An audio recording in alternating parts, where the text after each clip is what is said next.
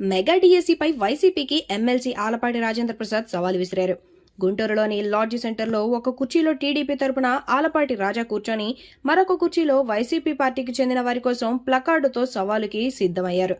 ఈ సందర్భంగా మీడియాతో మాట్లాడుతూ మెగా డిఎస్సీపై చర్చకు వైసీపీ నేతలు ఎక్కడికి రమ్మన్నా వస్తా, జెన్జీ పేరుతో వైసీపీ నాటకాలు వేస్తోంది, వైసీపీ హయాంలో ఒక్క ఉద్యోగమైనా ఇచ్చారా, అవాస్తవాలు మాట్లాడారు కాబట్టి వైసీపీ ప్రభుత్వాన్ని ప్రజలు గద్దెదించేశారు, ఇంకా దిగజారి మాట్లాడడం సిగ్గుచేటు అని వైసీపీ శ్రేణులపై మండిపడ్డారు. గత ప్రభుత్వంలో 5 సంవత్సరాల్లో ఉద్యోగ అవకాశాలు యువతకి కల్పిస్తామని చెప్పి కనీసం ప్రతి సంవత్సరం జాబ్ క్యాలెండర్ని ప్రకటిస్తానని చెప్పి జాబ్లెస్ క్యాలెండర్ని ప్రకటించినటువంటి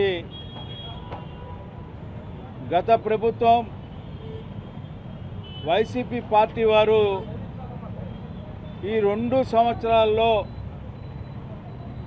కూటమి నాయకత్వంలో జరిగినటువంటి పాలన ఈ రోజున ప్రతి ఇంటికి కూడా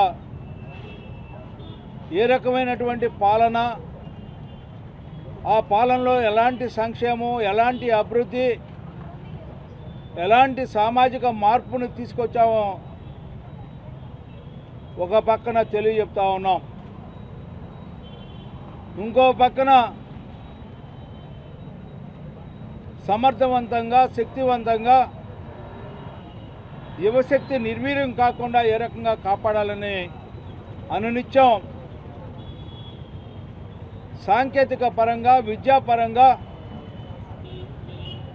వైద్యపరంగా, ఆరోగ్యపరంగా సంతోషంగా, ఆనందంగా జీవించేలాగా చేయాలని ఒక పక్కన ఆలోచిస్తూ ఉంది ఈ కూటమి నాయకత్వం. ఇలాంటి సందర్భంలో పులిని చూసి నక్క వాత పెట్టుకున్నట్లుగా అక్కడ కేంద్రంలో ఎవరైతే నీట్ పరీక్షలు జరుపుతూ ఉంటారో అక్కడ లీకేజ్ అయిన సందర్భంలో అనుకోని సంఘటనలు జరగటం వల్ల అక్కడున్న కేంద్ర మంత్రివర్యులు రాజీనామా చేసిన సందర్భంలో అదేదో ఇక్కడ మసిపూసి మారేడికాయ చేసి యువతని భ్రమలకి గురి చేయాలని చేసే ప్రయత్నంలో భాగంగా ఒక డ్రామా ఈ రాష్ట్రంలో బిగినైందని చెప్పి మీకు మనవి చేస్తా ఉన్నా. మొన్నటికి మొన్న విజయవాడలో, నిన్న మన గుంటూరు కలెక్టర్ ఆఫీస్ దగ్గర జెన్జీ పేరుతో పూర్తిగా వైసీపీ పార్టీ వారు, ఏ ఒక్క యువకుడు లేడు అక్కడ, కేవలం వైసీపీ పార్టీ ఆధ్వర్యంలో జెన్జీ పేరిట నాటకం బిగించేశారు. ఏమిటా నాటకం అంటే, యువనాయకుడు నారా లోకేష్ గారు డిఎస్సి పరీక్షా విధానంలో లోటుపాట్లు ఉన్నాయి, అక్రమాలు జరిగినాయి కాబట్టి రాజీనామా చేయాలని చెప్పి కోరుతా ఉన్నారు. నేను అడుగుతా ఉన్నా, నిన్న కూడా అడిగాను, నీ దగ్గర ఏమైనా సాక్ష్యం ఉందా, నీ దగ్గర ఏమైనా ఆధారం ఉందా, లేకపోతే లాడ్జ్ సెంటర్లో ఈ రోజున 10ంటికి కూర్చుందాం రండి, మీ వాదం వినిపించండి, మీరు ఏమి తప్పు జరిగిందో చెప్పడానికి ప్రయత్నించండి. రావాలా? కానీ నేను ఈరోజు చెప్తా ఉన్నా, మీకు రాజకీయ జ్ఞానం లేదు, సమర్థత లేదు, ఏ రకంగా మాట్లాడాలో తెలీదు,